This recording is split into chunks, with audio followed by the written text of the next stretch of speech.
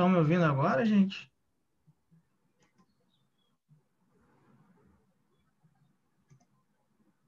Beleza. Caiu aqui a internet do nada. E a sala não fechou para vocês, não? Continua aberta? Tá aberta.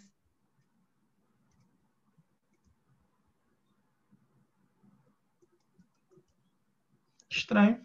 Porque para mim fechou tudo. Inclusive começou a salvar a aula, a gravação da aula. Enfim, gente. Vamos ver se agora a internet ajuda. Né? Espero que sim. Tive que reiniciar aqui. Ah, tá. Aí deve ter sido feito de forma aleatória, a pessoa anfitriã, então. Enfim, vamos lá. Vamos torcer agora para a internet não ficar dando problema. E aí, eu nem lembro onde eu estava agora. Eu estava na questão da NEP. Estava na questão da NEP.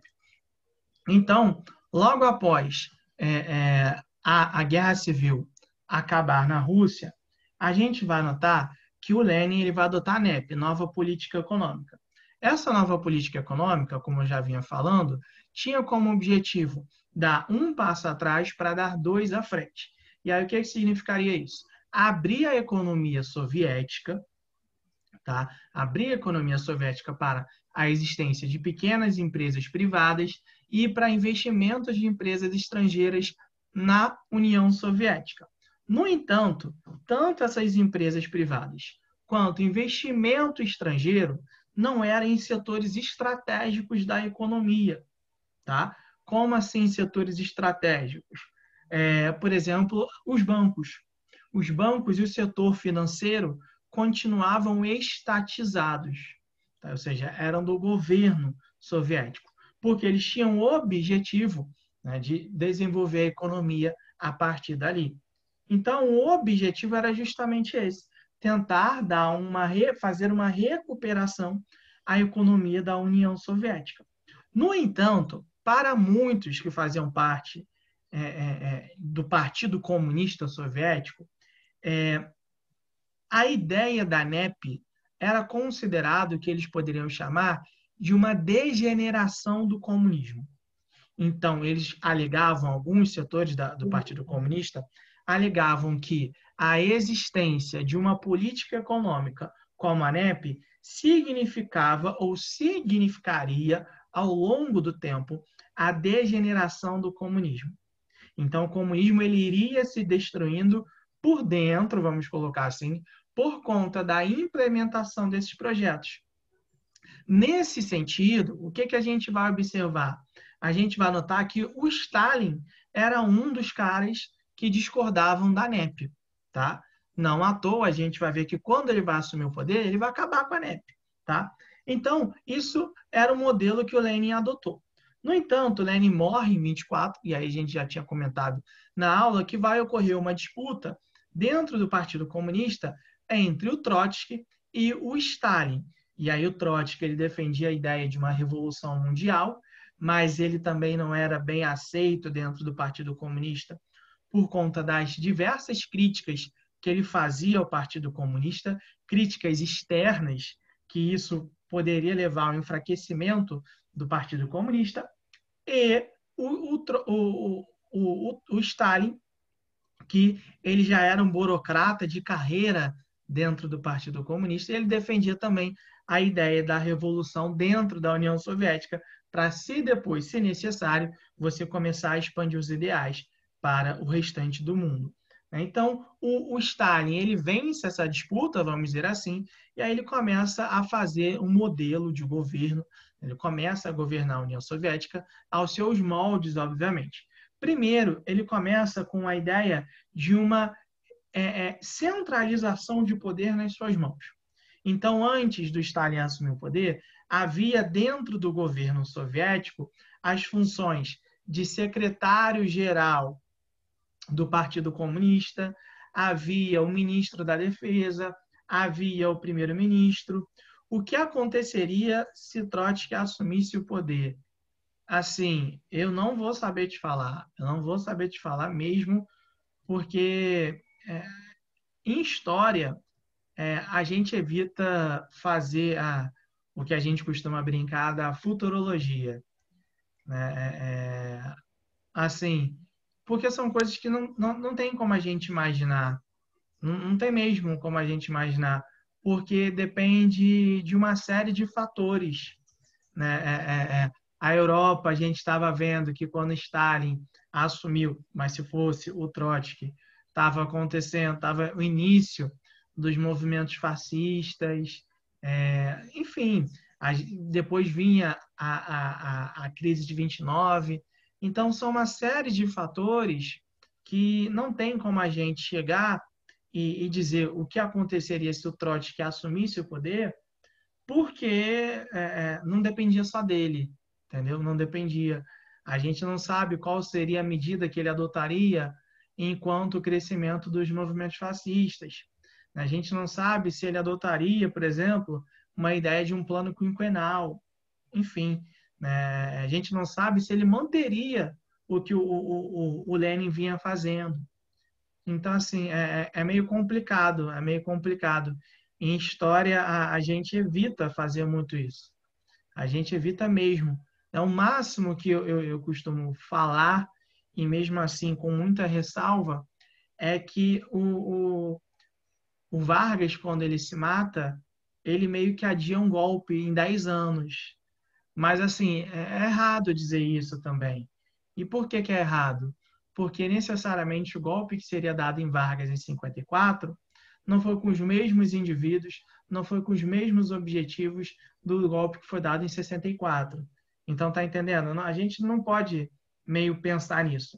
Então, em história, a gente evita muito o e se acontecesse, porque não tem como a gente definir isso. É bem complicado, porque depende de uma série de fatores que a gente não sabe como aconteceria. E se aconteceria, né? Ainda tem isso. Então, a gente evita mais ou menos isso, tá? E aí, o que a gente começa a observar?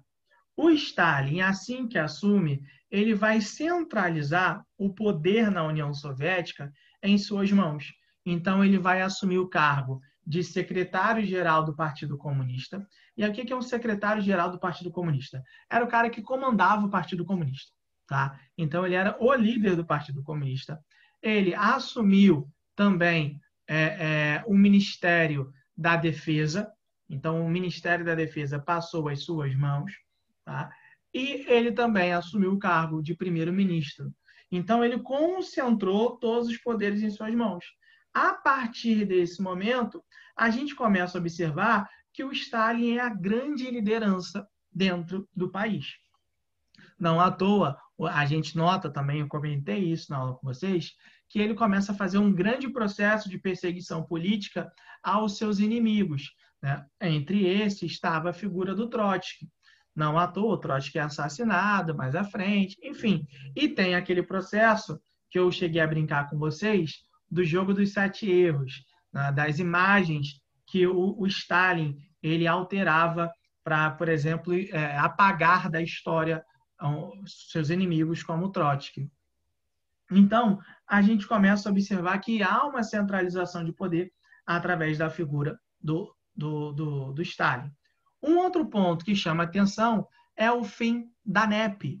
Então, por volta do ano de 1928, o Stalin ele entende que a NEP tem que chegar ao seu fim, cumpriu o seu papel, cumpriu a sua missão, então ele dá fim à NEP e aí ele volta com todo aquele processo de estatização da economia da União Soviética.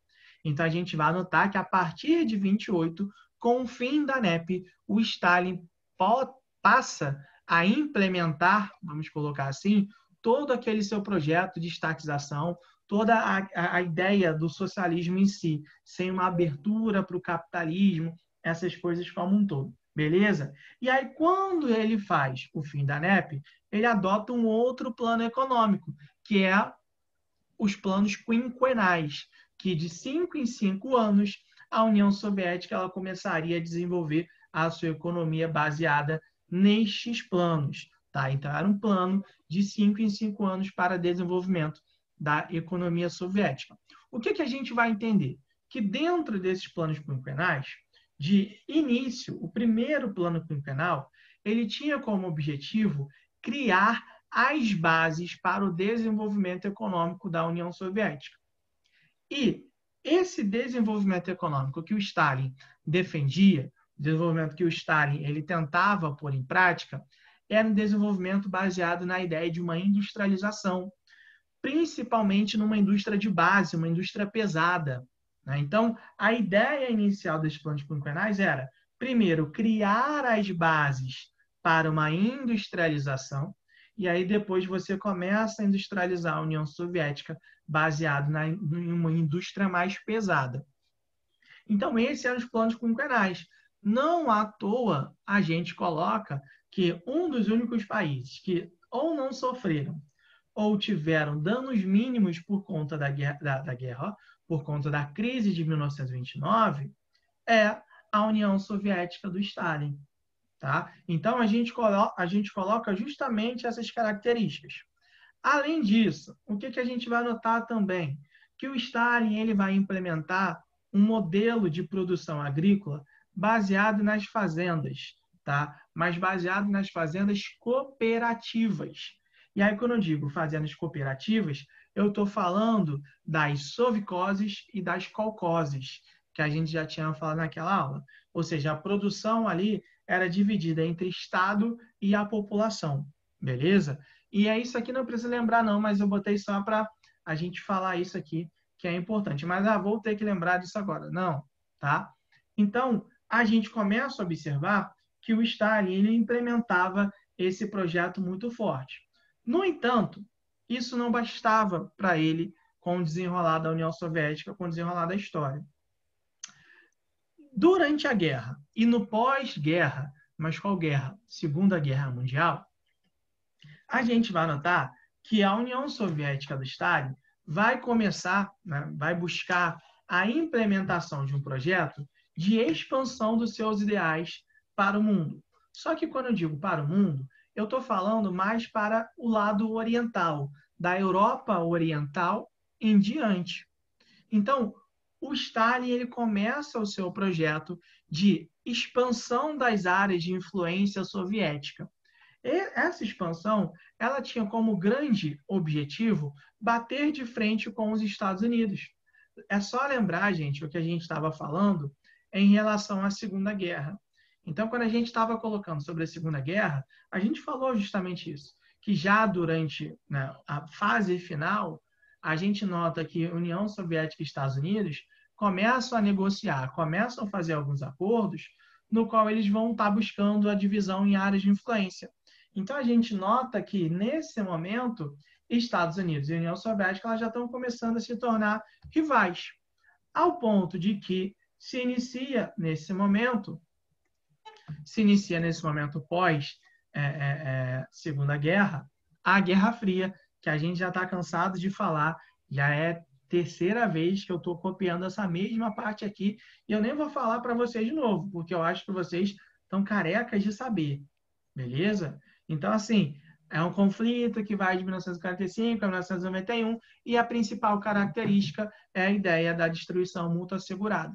Então, a gente nota que nesse primeiro momento de Guerra Fria, tá, as tensões entre Estados Unidos e União Soviética elas estão bem grandes. Só que essas tensões elas vão dar uma aliviada a partir de 53, quando o Stalin morre. E aí ele morre, como já tinha colocado no início da aula, em decorrência de uma hemorragia cerebral. Beleza? Gente, até aqui, há alguma dúvida ou não? Tá tranquilo?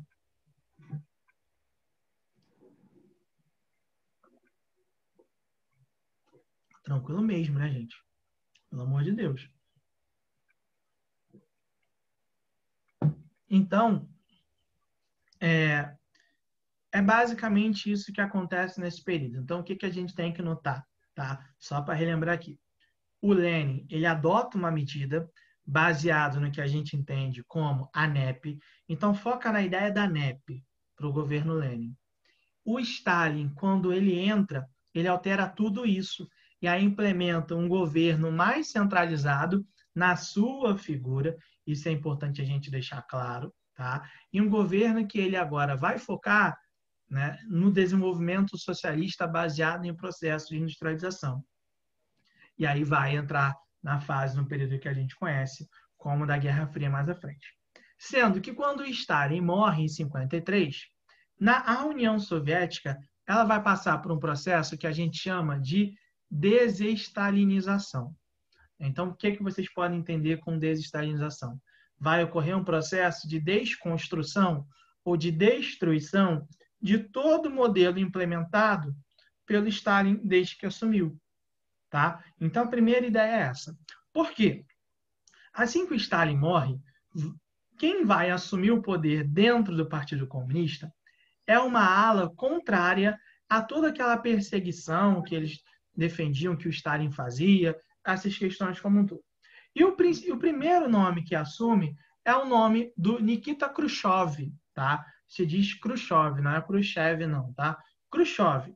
O Khrushchev, ele era de uma ala opositora ao Stalin, e aí ele vai começar a adotar uma série de medidas. E aí, repara só, eu coloquei aí medidas de liberalização, de reestruturação, e aí botei outras duas características que estão relacionadas à crise dos mísseis e à retirada dele do poder. Então, vamos lá. O que seriam essas medidas de liberalização? Primeiro, o que a gente vai notar que o Stalin vai fazer? O Stalin não, perdão, que o Khrushchev vai fazer. Ele, assim que assume o poder, ele vai começar a adotar uma medida de condenação do stalinismo. Então, dentro da reunião do próprio Partido Comunista, ele vai começar a fazer uma série de denúncias ao governo do Stalin. Vai alegar, por exemplo, que o governo do Stalin ele era um governo extremamente autoritário. E aí fecha os gulags, isso, vai fechar os gulags.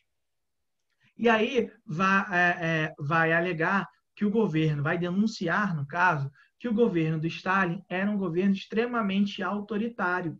E aí ele vai fazer críticas à perseguição política que o Stalin fazia e vai liberar todos esses presos políticos, né? Vai reintegrar todos os presos políticos que eram inimigos do Stalin.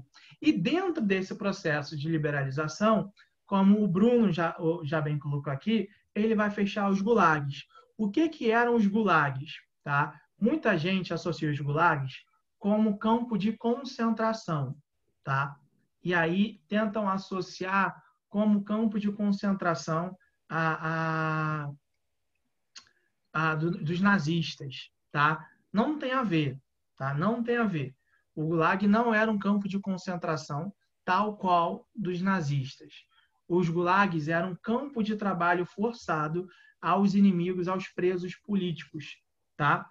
E aí, quando eu digo que não tem nada a ver, não significa que eu esteja dizendo que era legal, que era bom, não, tá, gente?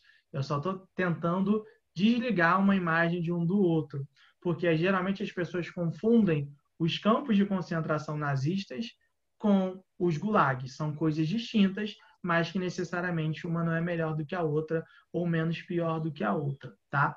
Inclusive o Gulag tem um jogo agora, né? Não lembro agora qual é, mas eu não sei se no jogo né, voltou à tona, né, a palavra Gulag. Eu não sei se no jogo o sentido, né? Eu sei que tem a ver com quando a pessoa morre no jogo, algo assim, mas não sei se é por conta disso, né? Não sei se tem a ver com isso, não sei nem se tem a ver com a Guerra Fria em si, com a União Soviética. Enfim. E aí, o Khrushchev, ele vai começar a fazer justamente isso. E aí, por isso que a gente diz que é um período de desestalinização. Ele começa já denunciando todos os horrores, vamos colocar assim, que ele entendia que o Stalin havia feito, e não só bastava você criticar, aí é fácil criticar também só, mas ele começa a fazer uma série de mudanças dentro da União Soviética. Primeiro, começa fechando os gulags, terminando com os gulags, liberando os presos políticos, e ele faz uma reestruturação da economia soviética. Essa reestruturação da economia soviética é pautada em uma descentralização dos setores produtivos. Então, os setores de produção da União Soviética, que estavam concentrados na figura do Estado, a gente vai notar que ele vai descentralizar.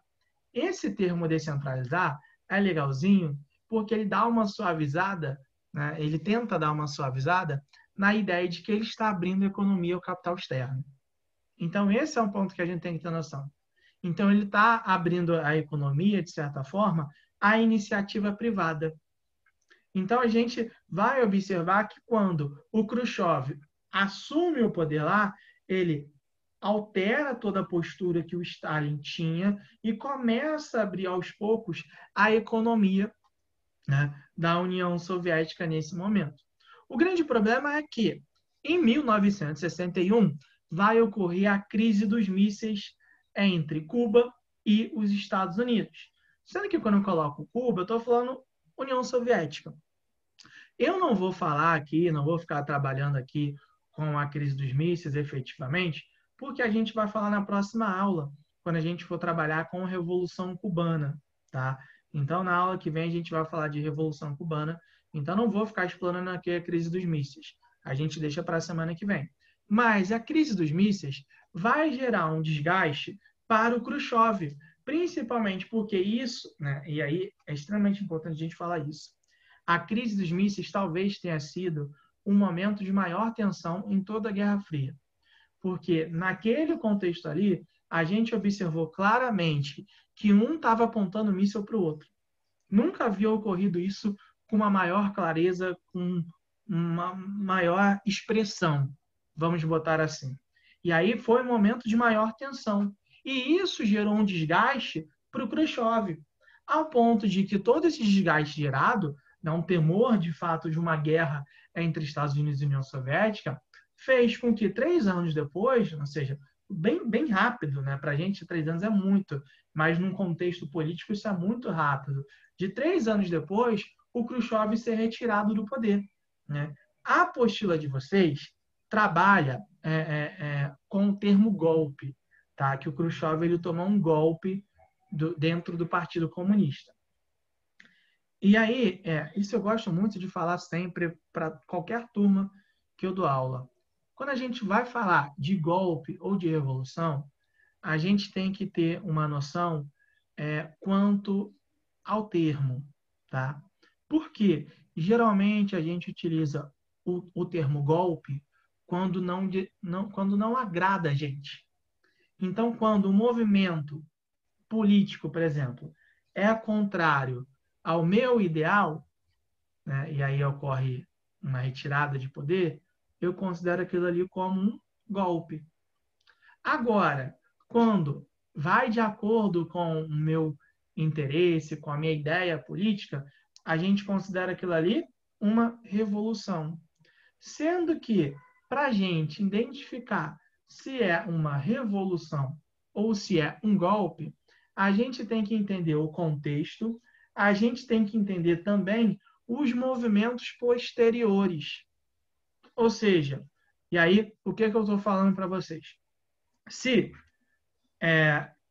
essa caneta aqui está comandando o poder e esse lápis faz parte do mesmo grupo político da caneta, e aí ele vai lá e dá um golpe e tira a caneta do poder e ele assume, ele deu um golpe. A gente pode dizer que ele deu um golpe. Eu já falei que ele deu um golpe porque ele deu um golpe. Porque ele fazia parte do mesmo grupo político e quando ele chega ao poder, ele não altera nada. Só alterou quem estava no poder. Ele continua fazendo as mesmas coisas que esse aqui fez.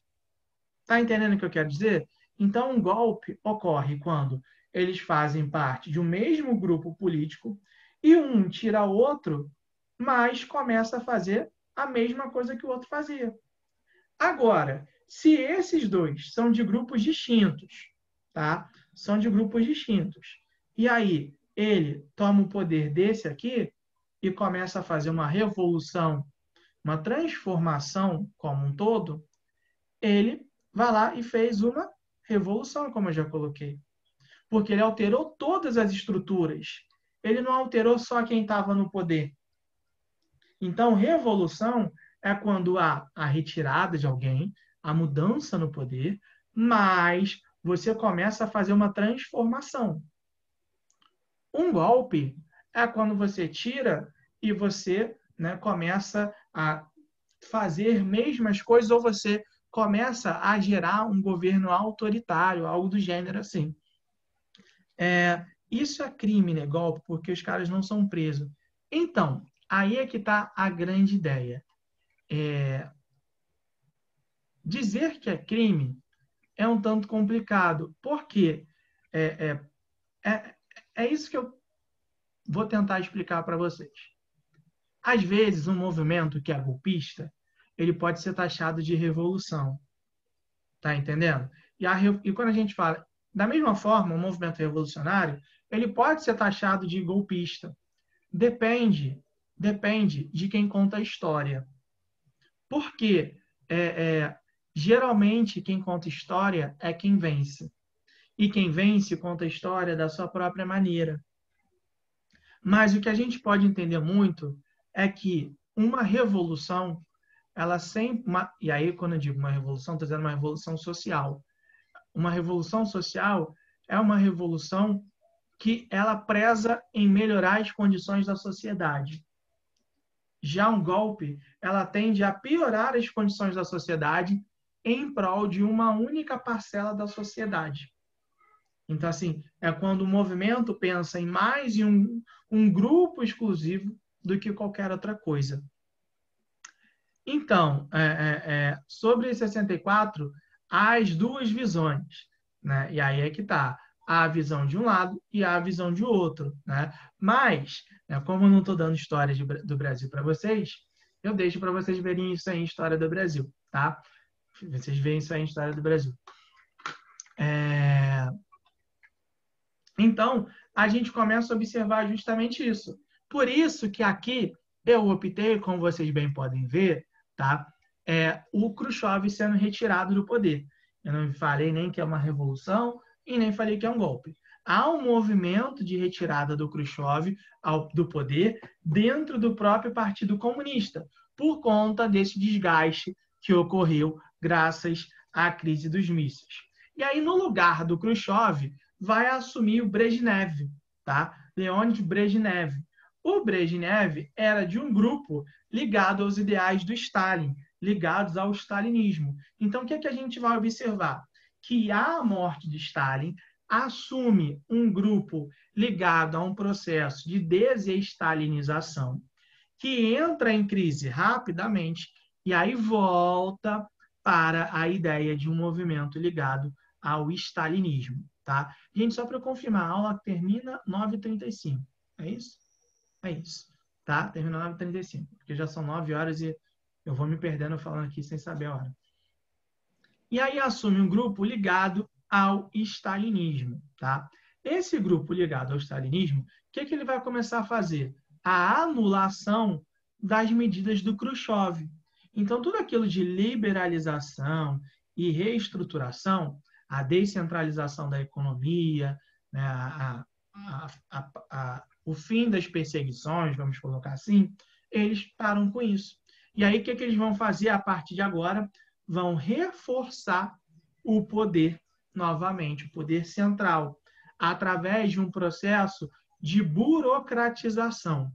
Tá? Ou seja, vai criar toda uma estrutura burocrática que vai fazer com que o poder estivesse novamente mais concentrado, mais centralizado dentro, né, da cúpula do Partido Comunista como um todo.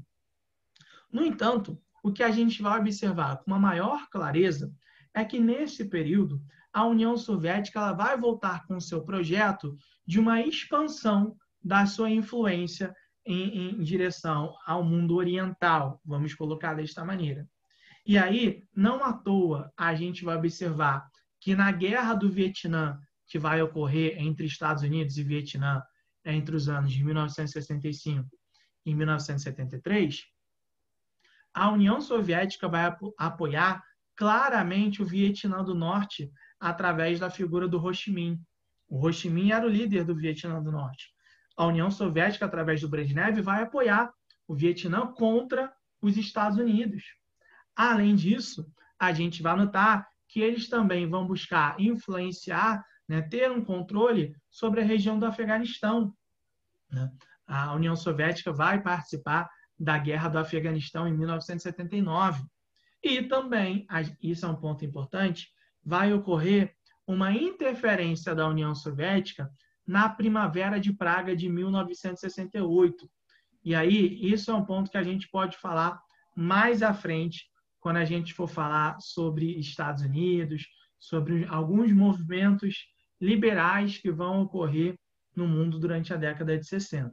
Tá? Então, a gente começa a observar que a União Soviética, assim que o Brezhnev assume o poder e volta com um ideal mais próximo do stalinismo, a gente nota que vai se buscar uma expansão da influência soviética novamente. E aí essa expansão da influência soviética, por si só, não bastava. A gente vai notar que junto dela, tá, vai vir toda uma política de rearmamento. Tá? Então, durante o Khrushchev, essa política de armamento da União Soviética, ela tinha entrado num declínio, porque tinha tentado dar uma acalmada, uma diminuída, vamos colocar assim, nas tensões com os Estados Unidos. Sendo que nesse período em que a União Soviética ela deu uma aliviada, uma acalmada, a gente vai notar e a gente vai observar que os Estados Unidos vai expandir os seus ideais, vai expandir a sua influência. E aí, agora com Brezhnev, o que ele vai fazer? Vai rearmar para dar uma aliviada nessa expansão da influência estadunidense. Ou seja, mostrar, ó, eu estou aqui de novo, eu estou aqui, eu estou me rearmando, e se a gente continuar com essa política de rearmamento, isso vai gerar uma tensão ao ponto de que, em algum momento, a gente vai entrar em conflito. Então, essa postura do Brezhnev fez com que, nesse momento, as tensões se aliviassem. Como assim as tensões se aliviassem? Porque eles chegaram no ponto de que eles estavam se armando e mostrou para os Estados Unidos que eles estão de novo na ativa. Então, se estão de novo na ativa, a gente vai dar uma acalmada nos ânimos. Porque ninguém quer que haja um conflito bélico entre as partes. Então, a gente começa a notar, a gente começa a observar justamente essas características. E aí, quando há um momento, né, de alívio das tensões, se inicia o que a gente conhece, o que a gente chama como a ideia da coexistência pacífica. O que seria essa ideia da coexistência pacífica? Justamente o momento onde os dois abaixam as tensões, diminuem os ânimos e eles começam a dialogar em busca de uma paz. Tá? É essa a ideia. Por que eu estou dizendo paz entre aspas? Pelo simples fato de que durante esse período vão ocorrer alguns conflitos também. Tá? Não, mais uma vez, não diretamente entre Estados Unidos e União Soviética. Isso não vai ocorrer. Mas vão ocorrer algumas tensões, alguns conflitos que vão ter participação de ambos os lados.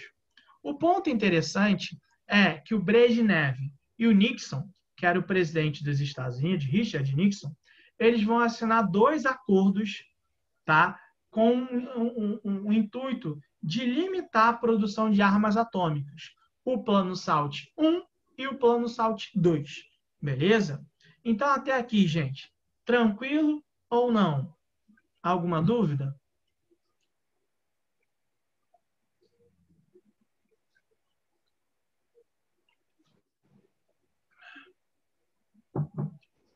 Beleza, então.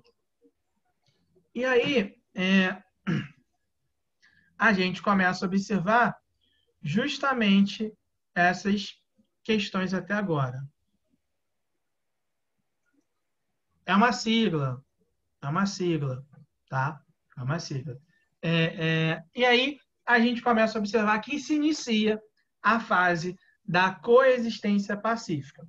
No entanto, a coexistência pacífica, ela não foi tão pacífica assim. Por que ela não foi tão pacífica?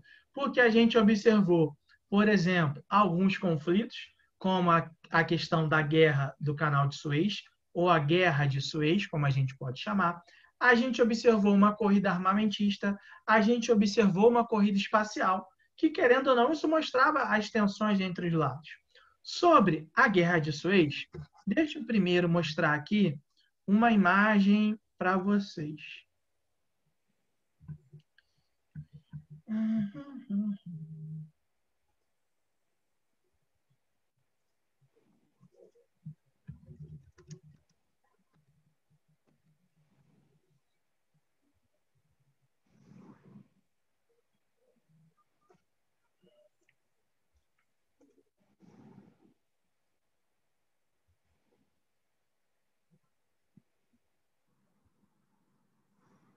Deixa eu botar aqui agora.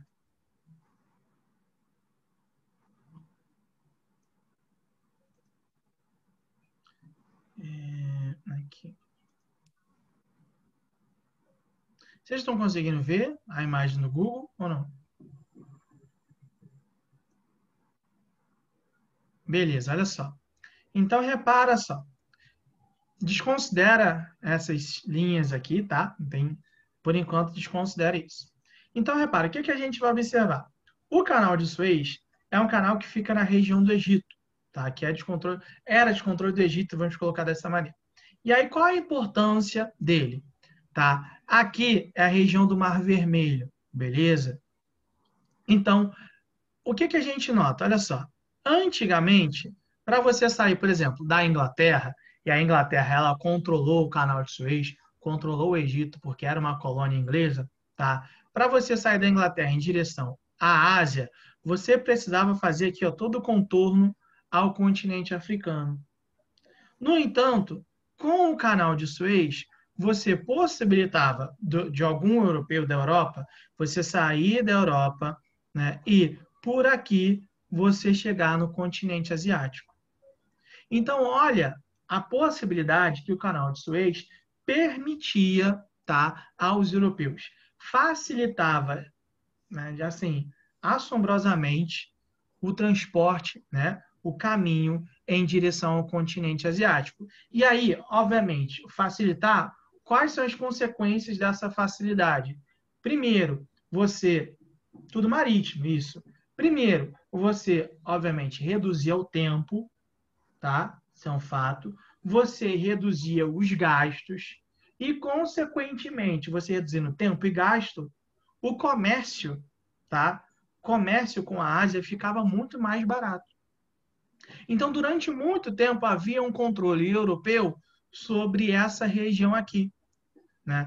O Canal de Suez era extremamente essencial para França, Inglaterra e Israel. Tá? França, Inglaterra e Israel. No início, né, lá, durante o século XX, o Egito já havia se tornado uma região independente. No entanto, quem controlava o território do Egito, quem controlava o Egito, era o chamado rei Farouk. E aí, mesmo após a independência do Egito, ele fazia um governo que atendia aos interesses,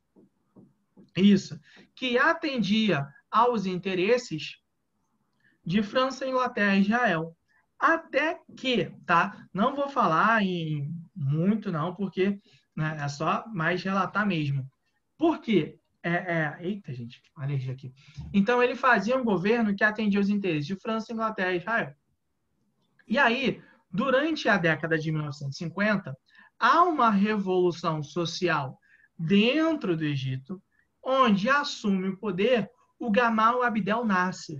Tá? Gamal Abdel Nasser é um dos grandes nomes do pan-arabismo. E aí, quem não sabe o que é o pan-arabismo, é um movimento que tem como objetivo a união dos povos árabes, tá? Ou seja, em defesa dos povos árabes. O Gamal Abdel Nasser é um dos principais nomes em relação a isso. Então, desde o fim da Segunda Guerra Mundial e a criação do Estado de Israel, surgiu uma tensão, surgiu uma rivalidade muito grande entre os israelenses, no caso, os judeus, e os árabes. Por que surgiu uma tensão muito grande? Repara só, vou mostrar aqui para vocês.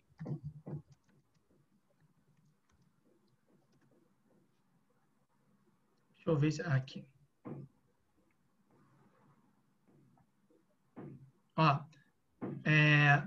esse aqui, ó, 1948, o plano de partilha da ONU, tá? Em 48, o que a gente vai observar? Era para ser organizado dessa forma aqui, ó. O Estado de Israel era esse em verde, e o Estado árabe, que no caso é a Palestina, seria esse aqui meio alaranjado, tá? Meio salmão aqui, pelo visto. Então, e aí, qual é o grande ponto? A criação do Estado de Israel, né, a divisão do território da Palestina, que antes existia a Palestina, não houve uma consulta aos palestinos, tá? A ONU foi lá, dividiu o território, tá? A ONU foi lá e dividiu o território, sim, sim, mas a ideia é mais a questão do Israel e Palestina, essa seria a ideia inicial, porque aquele território ali, antes, né, era a Palestina. E aí o que a gente vai começar a observar? Né? Não houve uma consulta aos palestinos, não houve uma consulta aos árabes como um todo, vamos colocar dessa maneira, e aí se dividiu, né, entre o Estado árabe e o Estado de Israel. Sendo que, após a divisão, a Israel adotou uma postura expansionista. Não à toa a gente vê aqui, ó, em 67, houve uma expansão total do Estado israelense. Então, desde o início da divisão, do plano de partilha, se surgiu uma rivalidade entre árabes e israelenses. E aí, Israel tinha um interesse muito grande, lá por volta de 52, 53, no canal de Suez. Tá? Então, ele absorvia, junto com França e Inglaterra, os benefícios do canal de Suez como um todo. Quando o Gamal Abdel Nasser ele chega ao poder, ele começa a implementar um projeto extremamente nacionalista. Né? Ele começa a estatizar empresas, ele começa a limitar a participação estrangeira em investimentos, ou seja, ele começa a implementar um governo completamente nacionalista. E, para completar toda a situação, o Gamal Abdel Nasser ele inicia um processo de uma reforma agrária, sendo que essa reforma agrária, organizada pelo Gamal Abdel Nasser, vai ocorrer com apoio da União Soviética. E aí, repara qual é a grande questão. Ele está nacionalizando empresas, ele está limitando a participação estrangeira na economia egípcia e, para completar, está realizando uma reforma agrária com o apoio, né, com a ajuda da União Soviética. Quando essas coisas começaram a ser realizadas, isso gerou um sinal de alerta para os países capitalistas, para os países ocidentais. E aí, quando eu digo países capitalistas e ocidentais, eu estou colocando principalmente Israel, França e Inglaterra, que eram os que mais usufruíam do canal de Suez. Para completar toda a situação, o Daniel já colocou ali para a gente, ele vai lá e fecha o canal de Suez. E aí, quando a gente diz fechar, a gente está querendo colocar que ele vai nacionalizar o canal de Suez. Ele vai fazer com que o canal de Suez passasse a ser um canal controlado pelo Egito, tá? Pelo governo egípcio. Essa nacionalização do canal de Suez faz com que França, Inglaterra e Israel comecem a agir contra o Egito, principalmente Israel. E aí isso começa a gerar um aumento, uma elevação das tensões, dos ânimos entre o bloco capitalista e o bloco comunista. E aí repara, em nenhum momento o Gamal Abdel Nasser ele implementou o socialismo, o comunismo no Egito. Em nenhum momento. Tá? Ele teve um suporte, mas a ideia dele era muito mais voltada para um pan-arabismo do que qualquer outra coisa. Então, ele estava em defesa dos povos árabes. Então, todas as medidas que ele adotou foram em defesa, do povo árabe como um todo. E aí, tem a ver, assim, porque a questão dos conflitos da faixa de Gaza e Israel tem a ver com toda essa rivalidade entre os povos árabes e os judeus, tá? Tem tudo a ver mesmo. E aí você pode entender que essa questão é mais um desdobramento, mas não em si o foco, tá? É um desdobramento do conflito que ocorre ali. E aí, Israel busca uma guerra com o Egito, né? Ataca o Egito. No entanto, não há um suporte, não há um apoio dos Estados Unidos. Pelo contrário, os Estados Unidos, nesse momento, ele começa a frear os ânimos por parte dos seus aliados na guerra de Suez, na guerra do Canal de Suez.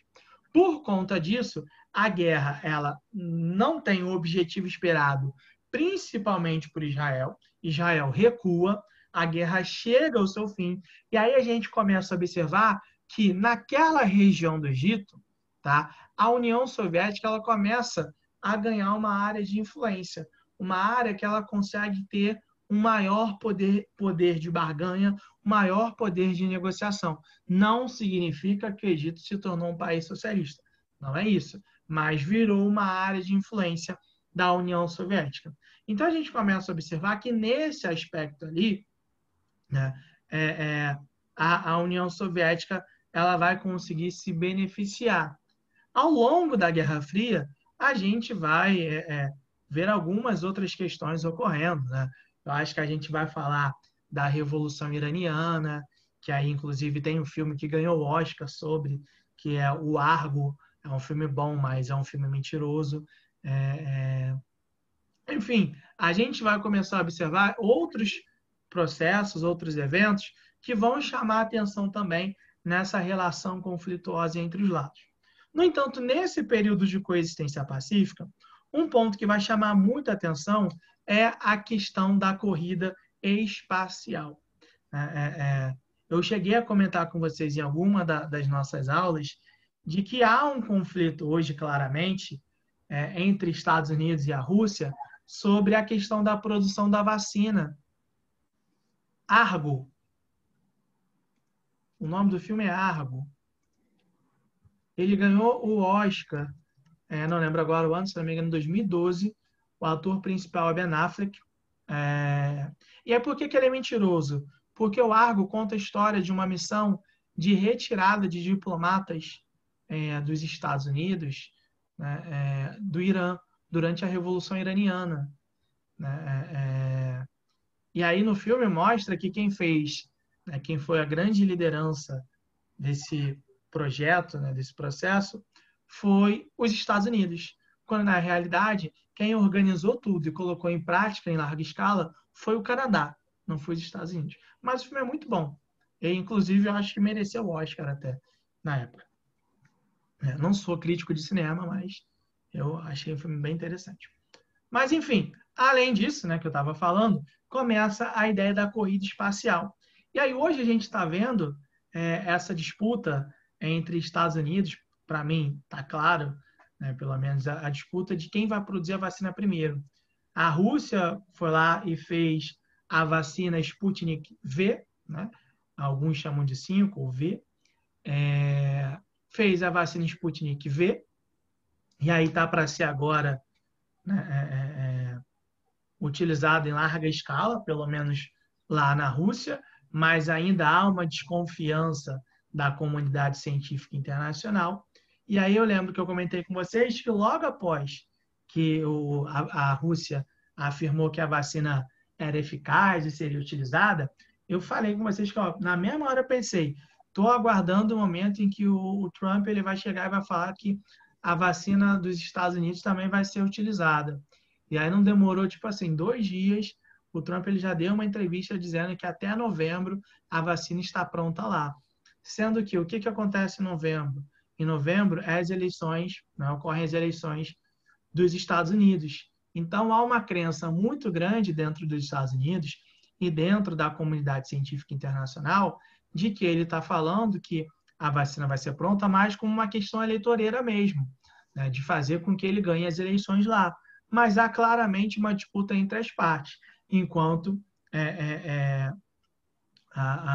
eles também estão com uma disputa com a China, baseada naquela ideia que a gente falou do TikTok, né, que foi comprado agora, enfim. Né? Mas a gente começa a observar que essa disputa aí que está ocorrendo em relação à vacina não é recente, é uma disputa que tem um resquício aí da Guerra Fria, sem dúvida alguma. E aí, por que eu estou falando disso também? Porque quando começa a corrida espacial, é, a primeira missão, né, que ocorre, né, em direção ao espaço é da Sputnik 1. Né? Olha só o nome, Sputnik. Né? A vacina é Sputnik V. Né? Então, olha como o Putin, que é o presidente da Rússia, está tentando também retomar aí uma ideia de Guerra Fria existente. Né? Na vacina que tem lá, a Rússia está fazendo, tem alguma correlação com a primeira nave espacial, né, da União Soviética, a Sputnik 1, que vai em 1957. Se não me engano, em outubro de 1957, a Rússia começa. Não é nenhuma nave, é um satélite, no caso, perdão. A Rússia envia um satélite espacial. Um mês ou 2 meses depois, para continuar com seu processo, a Rússia manda a cachorrinha Laika. Sim, a Rússia mandou a União Soviética, no caso, mandou uma cachorra em direção ao espaço. O objetivo, e aí repara, tá? Isso é bem interessante a gente pensar. A Guerra Fria, ela tinha como missão, tá? Ou tinha como um dos objetivos mostrar ao outro lado que eles eram superiores. A ideia é essa. Então, aquela guerra diplomática, aquele conflito diplomático, ele vai baseado nisso. E aí, o primeiro país, ou o primeiro lado que conseguisse chegar ao espaço, que conseguisse chegar à Lua, de certa forma, estaria demonstrando ao outro que havia vencido a Guerra Fria. Né? Para eles, não bastavam ter um controle apenas em direção, né, às suas áreas de influência, mas eles buscavam também, né, ter uma influência para além do globo terrestre, vamos pensar dessa maneira. E aí, em 57, a União Soviética manda a Sputnik, e aí, 1 ou 2 meses depois, manda o Sputnik 2, e a Sputnik 2 tinha como tripulante a cachorrinha Laika, que eu vou mostrar a foto aqui para vocês. E eu quero mostrar também o local onde ela foi. Vamos ver se aparece aqui, ó.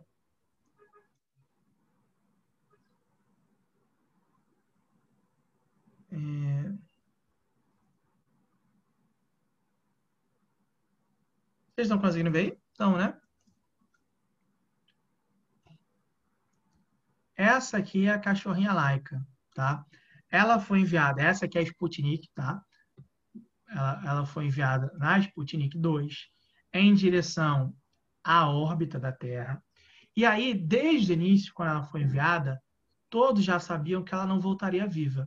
Isso era um fato, tá? Todos já sabiam que ela não voltaria viva. Por quê? Todos tinham essa noção. Porque na época você conseguia mandar a galera para o espaço, mas você não conseguia trazer essa galera de volta. Não tinha tecnologia, ainda estava sendo construída a tecnologia capaz de fazer com que se voltasse. Então a cachorrinha lá que ela foi enviada para lá. E dentro do projeto, então os dados até onde se sabe, não, ela não morreu na decolagem, mas falam que ela morreu algumas horas depois da decolagem, por conta de que houve um problema no sistema e aí houve um superaquecimento da cápsula onde ela estava. Então, assim, ela morreu, né, durante, né, esperava-se que ela ficasse viva durante semanas, a esperança, né, a crença era de que ela ficasse viva durante semanas, mas há pouquíssimo tempo atrás se revelou, né, que todos já sabiam, né, quem estava envolvido no projeto, que ela tinha morrido algumas horas depois. Né? Mas, durante todo o período, afirmavam que ela tinha sobrevivido durante semanas, né, mesmo sabendo que ela já tinha morrido. E havia todo um projeto sim, Morreu por conta do calor. Morreu por conta do calor. Mas, assim, esse espaço aqui, né, a cápsula ela foi projetada para que ela pudesse deitar e levantar quando ela quisesse. E também havia todo um suprimento, né, toda uma estrutura de alimentar, né, ela de tempos em tempos, sempre através de uma comida gelatinosa. E, em um determinado momento, como eles sabiam que ela não voltaria, eles acionariam um sistema, né, um sistema seria acionado para dar uma comida com veneno para ela morrer de forma tranquila, né, indolor, vamos colocar assim. Então já havia todo um sistema preparado para isso, porque sabiam que ela não ia voltar.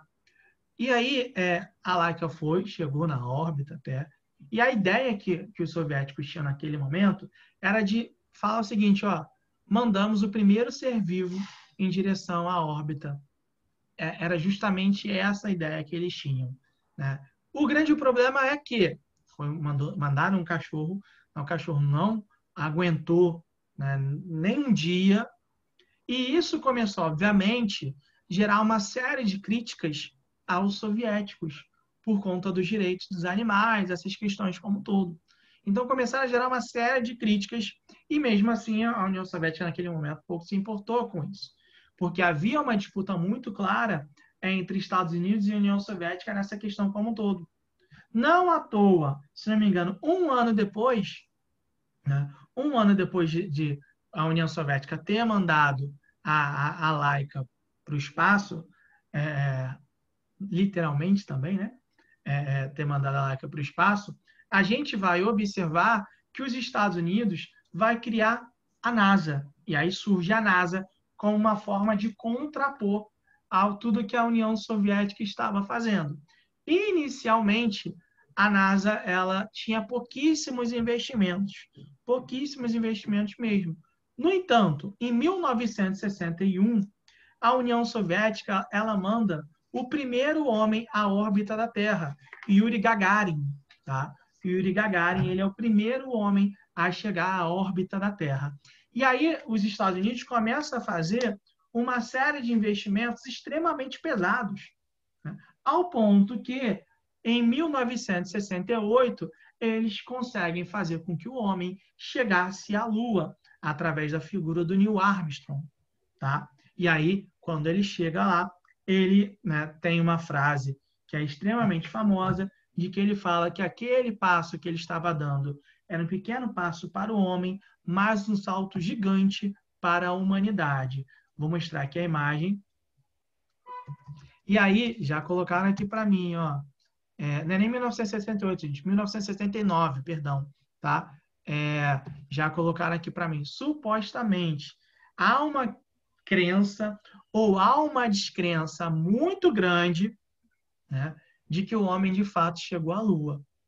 Né? Para muitos, a cena dele andando na Lua é uma cena que foi feita em Hollywood.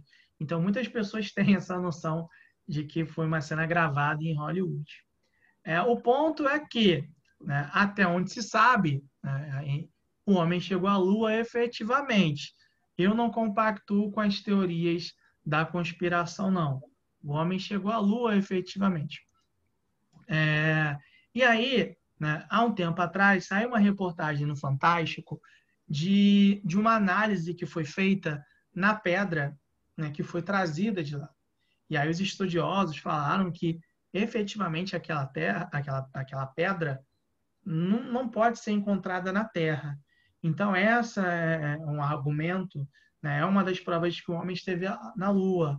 Né? E aí também as pessoas falam que a bandeira dos Estados Unidos estava tremulando e que isso era impossível de acontecer, né? Sendo que, né, também já foi explicado em alguns locais de que, na realidade, a bandeira não estava tremulando, que havia uma haste aqui para fazer com que, obviamente, a bandeira ela ficasse, né, mais aberta possível.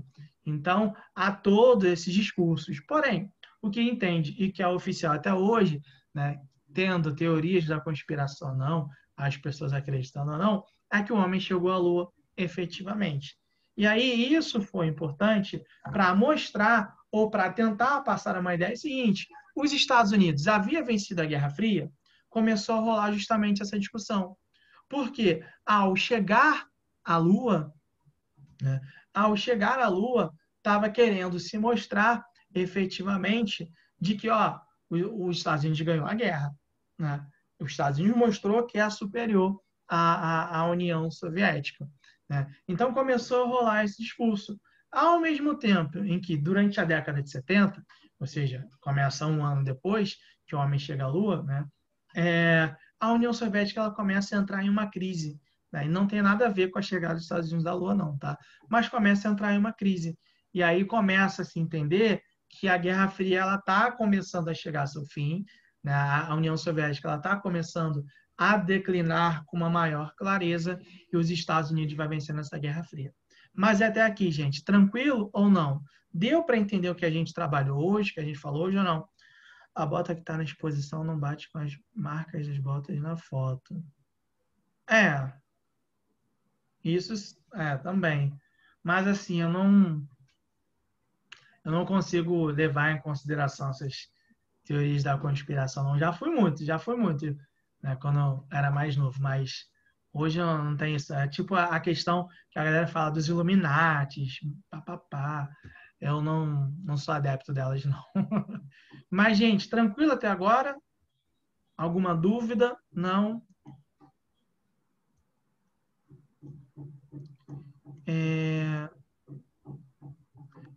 Agora, gente, deixa eu falar aqui com vocês. Eu tenho os exercícios para vocês fazerem, não agora, né? Que não vai dar tempo, tá? Mas eu vou deixar aberto e vou deixar com os resultados aparecendo, tá? Para vocês, quando forem fazer, já terem noção de tudo, tá? Então, olha só, esses exercícios têm a ver com o que a gente comentou hoje, tá? E aí, na próxima aula, espero que vocês, né, deem uma lidinha no que eu for preciso, façam os exercícios para a gente tirar a dúvida.